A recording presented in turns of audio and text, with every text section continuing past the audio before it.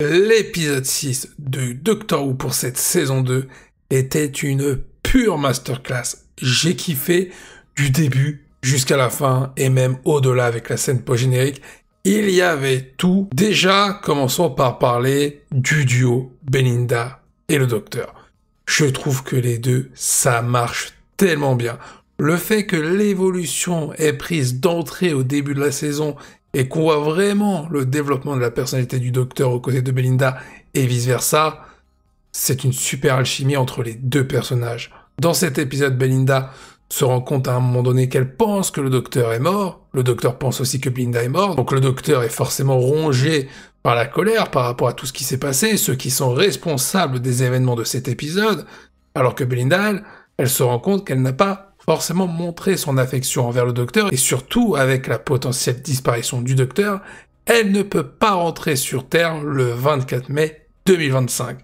Et je trouve que ça marche super bien, parce que on avait vu une Belinda qui, au début de la saison, voulait absolument rentrer chez elle, et qu'elle ne prenait pas en considération le Docteur, et qu'elle ne l'appréciait pas forcément. Elle n'avait pas confiance en lui, et là, elle lui dit clairement qu'il est fabuleux. On voit aussi un Docteur, comme je l'ai dit, qui se développe de son côté, et on voit ce côté obscur du Docteur. Alors les méchants sont Kid ainsi que Wynn, surtout Kid, et Kid, lui, il a décidé durant ce concours d'Eurovision interstellaire d'éliminer des millions de personnes pour se venger par rapport à l'oppression que son peuple et lui ont subi. Le Docteur, forcément, ne va pas laisser faire ça, puisqu'il pense que Belinda est mort, et au moment où le Docteur a été projeté dans l'espace, il a failli finir congelé, mais à ce moment-là, il a un souvenir de Suzanne qui lui revient en tête. Il réussit à revenir dans l'Eurovision, et là, il n'a qu'une idée en tête, c'est de défoncer tous les responsables. Là, on nous montre un Docteur vraiment dans la colère noire, un Docteur qui est limite surpuissant, parce qu'on voit qu'il utilise toutes ses connaissances, la technologie, et il est intouchable. Les robots qui sont du côté de Kid sont rapidement neutralisés, il tombe directement sur Kid, il lui donne un avertissement, le deuxième, il le torture pour lui faire comprendre ce que fait Kid.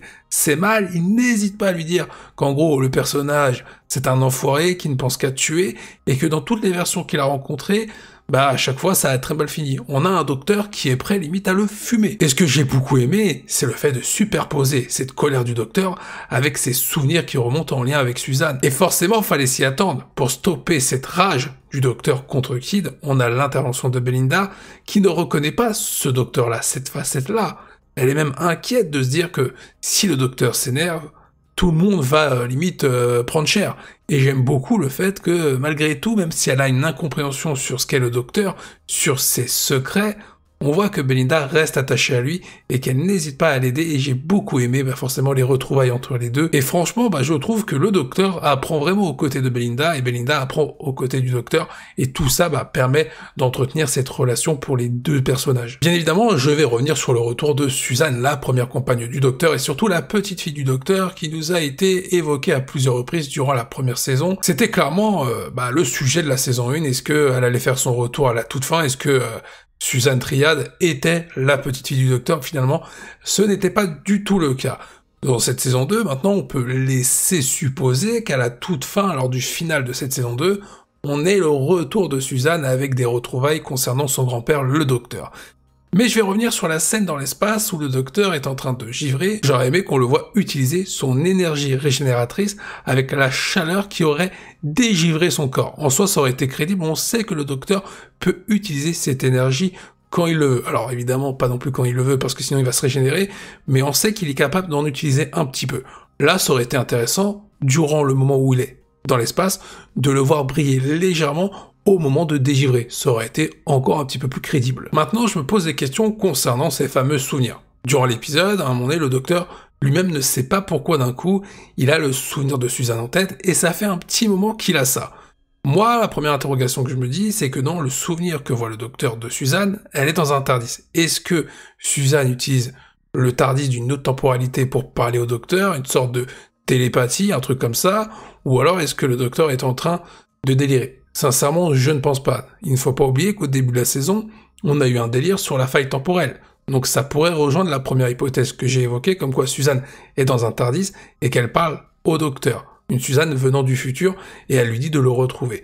Donc il y a pas mal d'hypothèses par rapport à ça, et je pense sincèrement qu'il y aura une importance concernant ces souvenirs qui sont en train de remonter pour le docteur. Parce qu'on a eu un docteur durant toute la saison qui a beaucoup insisté sur le fait qu'il était tout seul, qu'il a perdu Gallifrey, et que tout son peuple est mort. Donc clairement avec le retour du grand personnage de la fin de l'épisode et Suzanne, ça montre que le docteur n'est pas le seul seigneur du temps. Du coup, on arrive sur cette fin déjantée de l'épisode où le docteur et Belinda s'apprêtent à rentrer sur Terre, mais ils apprennent à ce moment-là que la Terre est morte depuis bien longtemps et qu'elle a disparu, qu'elle a été désintégrée le 24 mai 2025, mais on ne sait pas pourquoi.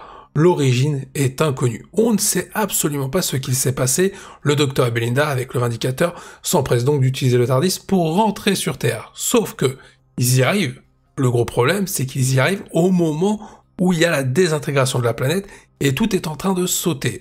On voit l'explosion qui désintègre les portes du TARDIS et forcément le docteur ainsi que Belinda ont été aspirés. À moins que le docteur au dernier moment, et je pense qu'il va y avoir un délire comme ça, que le docteur soit parvenu à utiliser le TARDIS pour éviter de justesse l'explosion. Maintenant on arrive sur la scène post-générique et on va parler de Madame Flood, une Madame Flood qui surveillait au tout début de l'épisode attentivement le docteur et qui récoltait les informations, les données de son Vindicateur. Alors déjà par rapport à ça, grosse interrogation, est-ce que ça veut dire que Madame Flood n'arrivait pas également à retourner sur Terre sur la date que veut le docteur et Belinda, ce qui voudrait dire qu'en réalité, c'est autre chose qui a fait sauter la Terre et que Madame Flood est une autre menace, c'est-à-dire qu'il y aurait deux menaces, sauf que Madame Flood, ce n'est pas forcément Madame Flood. Alors, elle existe toujours en fin d'épisode, sauf qu'on apprend que c'est une dame temporelle. C'est la Rani, elle se bigénère, on a le retour de la bigénération, et donc on a deux Rani, Madame Flood et la Rani, qui décide de garder ce titre. Donc là, déjà, à ce moment-là, c'était assez oufissime, la révélation, même s'il y avait beaucoup de rumeurs, des théories, et de leaks aussi qui disaient que ça allait être ça. Finalement, ça s'est confirmé. Mais ce qui est sûr, c'est qu'on ne connaît toujours pas le destin de ce docteur. Il y aura peut-être une trahison du côté des Rani, parce qu'on voit que la Rani qui se prend pour une être supérieure est en train de dénigrer Madame Flood, et il est possible que Madame Flood se retourne contre elle. Un peu dans le délire des 2 maîtres qui étaient face au docteur campé par Peter Capaldi, où Missy s'était retournée contre une version antérieure à elle. Donc à voir si le scénario pourrait être similaire. En soi, pour moi, l'épisode était incroyable. En plus d'avoir de l'action, du retournement de situation, des révélations, on a aussi un très beau message par rapport au concours de l'Eurovision. À un moment donné, on a la race Elion qui est évoquée. C'est aussi pour ça que Kid a très mal tourné.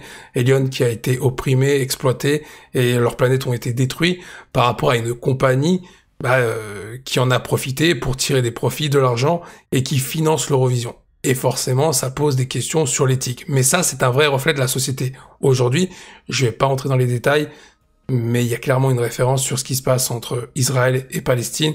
Et je trouve ça bien que Doctor Who, avec cet épisode, dénonce ça et critique fortement ce qui se passe. Au moins, c'est un parti pris. Juste avant de partir, je vous invite à liker et à vous abonner si ce n'est pas encore fait, et à suivre d'autres vidéos qui pourraient vous intéresser, elles sont juste là.